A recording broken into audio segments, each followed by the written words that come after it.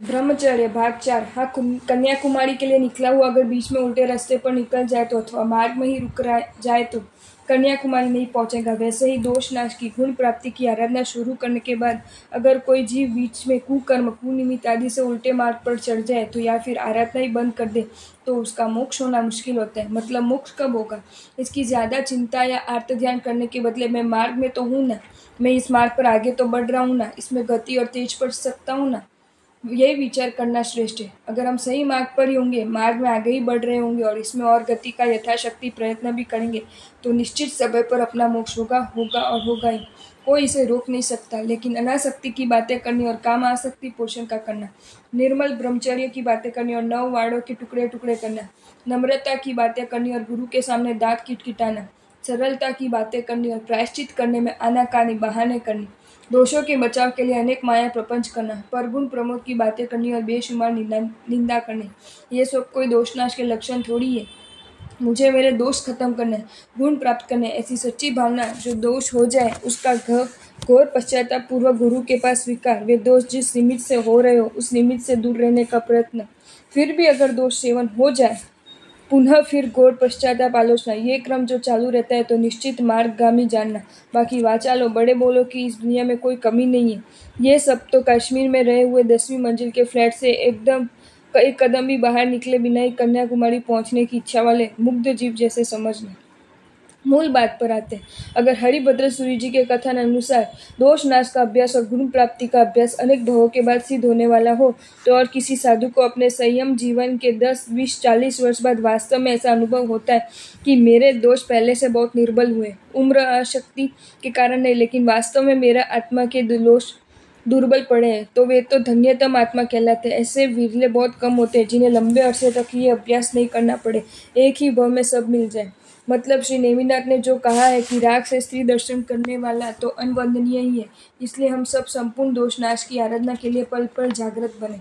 वास्तव में हरिभद्र सूरी जी की ये वचन कितना आश्वासन दे रहे, कितनी शीतलता पहुंचा रहे, संयम जीवन की आराधना के लिए कितना वीर्योल्लास जगा रहे। उन महापुरुषों को इस असीम उपकार का बदला कैसे चुकाएंगे? दोष नाश और गुण प्राप्ति का सतत सखत अभ्यास से। वानर ने मदिरा पावा सम विषय सुखोनी यादी, संयम स्वाध्याय ने लीन बनी संस्कार नी करे बर्बादी। धन्य थे जो कहीं भी स्थिर बैठे नहीं, उछल कूद करता रहे, उसका नाम बंदर। अपना आत्मा मन सही मायने में बंदर जैसा है। आत्मिक सुखों की बातें तो दूर रही, लेकिन विषय सुख में भी उसका उछल कूद विशेष है। कोई अच्छी वस्तु मिली यानी मन उस पर चिपक जाता है, लेकिन कुछ समय तक फिर से दूसरी कोई अच्छी वस्तु मिली, पुरानी एक तरफ रखकर नई वस्तु पर मन लगा देते। ऐसे संपूर्ण जिंदगी विषय सुखों में उछल कूद करने पर भी ये मन विश्राम नहीं लेता यानी थकता नहीं।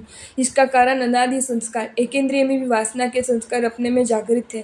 आज भी ऐसी वनस्पति है कि जो श्रृंगार से सजी हुई नव यौवना के मुंह से निकली पान की पिचकारी के स्पर्श से खिल उठती है, युवा स्त्री के हाथ के स्पर्श से प्रफुल्लित बन जाती है, तो देवभव में तो अरबों वर्षों तक विषय सुखों की सीमा को पार की वहाँ दूसरा कोई काम नहीं। जैसे संसार में गृहस्थी चलाना, पैसे कमाना, मजूरी करना इत्यादि वहाँ नहीं था।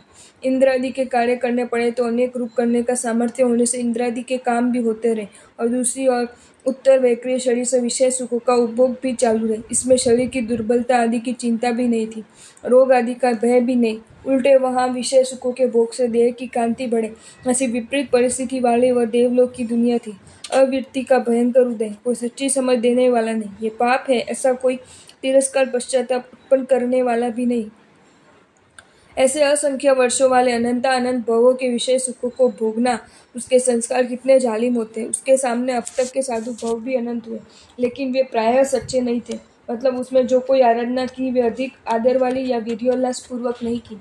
गुरु की मार से जैसे तैसे पड़े, आसपास के साधुओं के तपों को देखकर शर्म से तप किए, मात्र व्यवहार रखने के लिए या शाबाशी प्राप्त करने के लिए वैयावच की, विशेष उत्साह, विशेष संवेग भाव रहित चरित्र क्रियाएं करते रहे। ऐसी क्रियाओं के संस्कार भी दुर्बल ही होंगे ना। संस्कार जितने तीव्र, स्मरण उतना ही तीव्र होता है। संस्कार जितने निर्मल, स्मरण उतना ही निर्बल होता है। इसमें भी इन कुसंस्कार को उत्तेजित करने वाला परिबल हाजिर हो तो वे सुलग उठते हैं। इसलिए यौवन वय हो तो अमुक प्रकार की विकृतियां अनायास ही मन में उठने लगती है। उन वासनादि संस्कारों को जागृत करने के लिए सर्वप्रथम मुख्य निमित्त हो तो वह है यौवन काल। पूर्व भव का विकारी आत्मा भी बाल वय में प्राय एकदम निर्विकारी होता है ना। अप्सरा को देखकर भी क्या वह 1 वर्ष का बालक विकारी रागी बनेगा? नहीं ना। लेकिन वही बालक जब यौवन में प्रवेश करेगा तब मानव लोक की सामान्य स्त्री भी उसको राग उत्पन्न कराने वाली बन सकती है। मतलब ये कि पूरे यौवन वय में मन से निर्विकार रहने वाला कोई महात्मा भाग्य से ही मिले, उसमें भी ये अवसर पीड़िका कुनिमित्त का चौगुना जोर। कौन जाने कितने ही आत्मा संसार में कैसे कैसे विचित्र पापों के भोग बनने के बाद संयम को स्वीकारने वाले बने होंगे। सदगुरु का योग मिला, संसार असार लगा, मोक्ष इच्छा प्रगटी और अपने जैसे हजारों जीव संयमी तो बन गए, लेकिन इसके पहले कातिल निमित्तों से भरी संसार की जिंदगी में शारीरिक मानसिक वाचिक कितने पापों के भोग बने होंगे। कॉलेज की स्वच्छंद जिंदगी भी किसी ने अनुभवी होगी, तो किसी ने कितने पिक्चर देखे होंगे, किसी ने विजातीय का परिचय किया होगा, कोई तो इससे भी आगे बढ़ेंगे। भूतकाल के संस्कार को वर्तमान में निमित्त मिलते ही वे भड़केंगे, नए पाप बंधेंगे, एकदम नए संस्कार फिर से शुरू हो जाएंगे।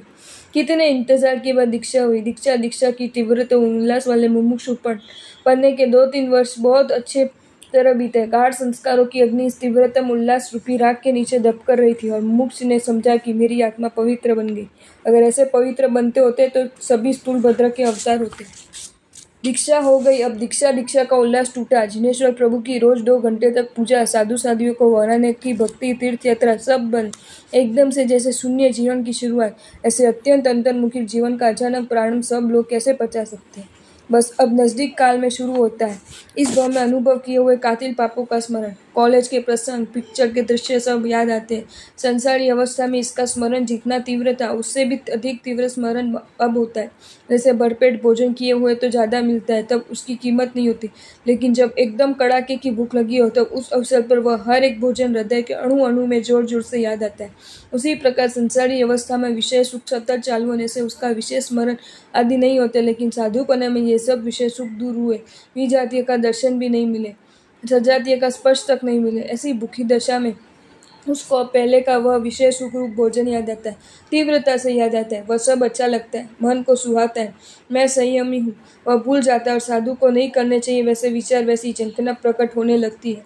बाद में वह गाता याद करता है तो गोचरी जाता है, तब रात्रि में स्वप्न में भी ये विचार, ऐसी चेतना प्रकट होने लगती है। विकार उसको नहीं छोड़ते।